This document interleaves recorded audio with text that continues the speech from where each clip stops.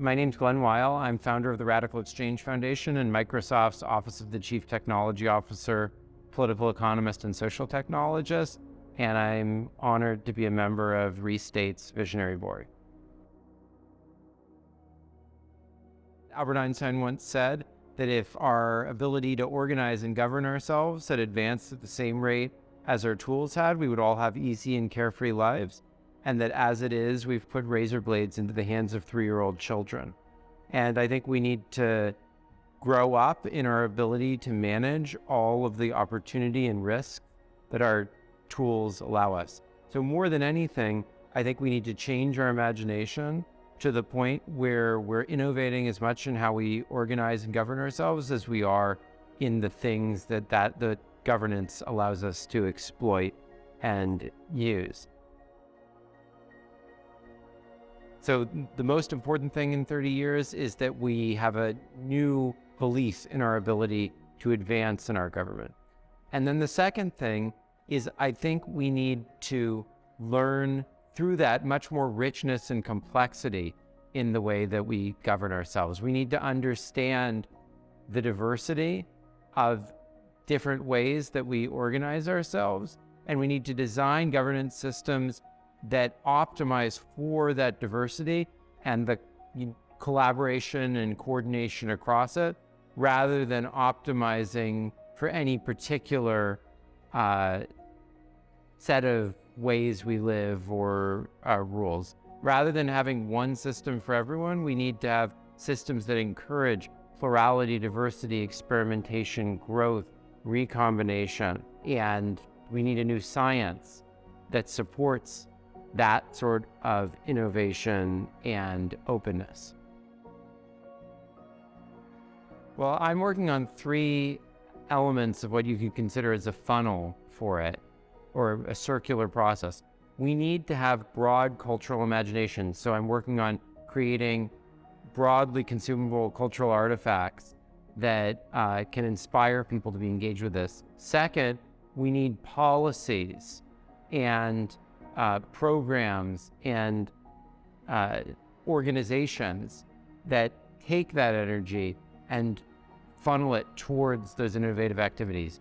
And to make that possible, I'm writing a book with Audrey that we hope will be kind of a manual or marching orders path forward for how to invest in and realize governance innovation.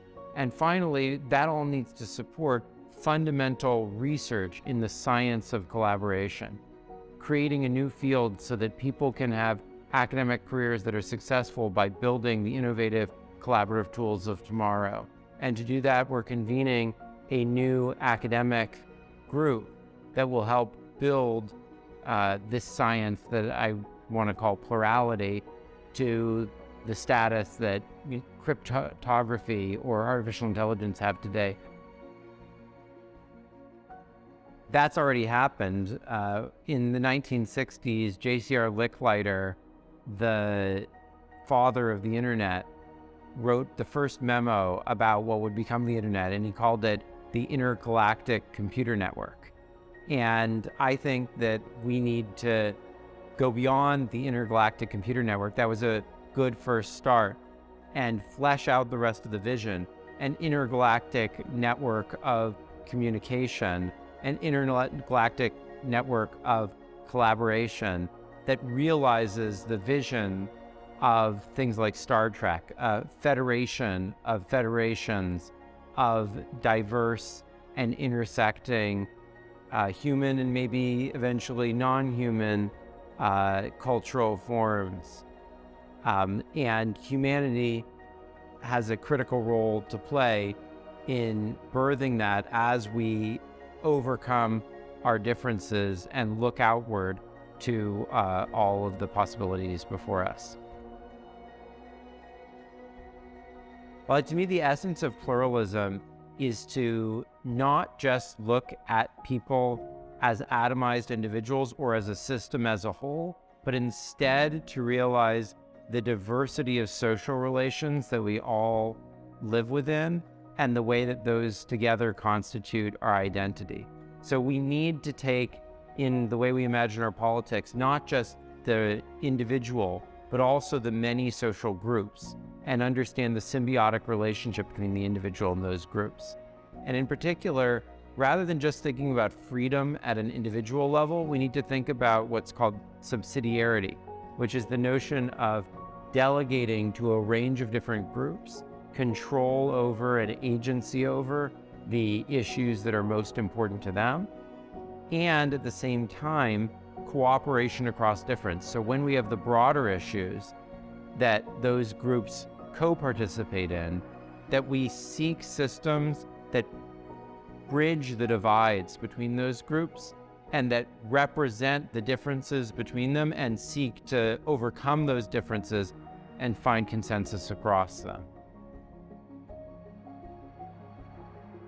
To me, the essence of raising human consciousness is that we gain a consciousness of the way our consciousness is collective, and we actively foster the rich, complex, intersecting collective consciousness constitutes the individual consciousness. So consciousness is often described by neuroscientists as a map of experience.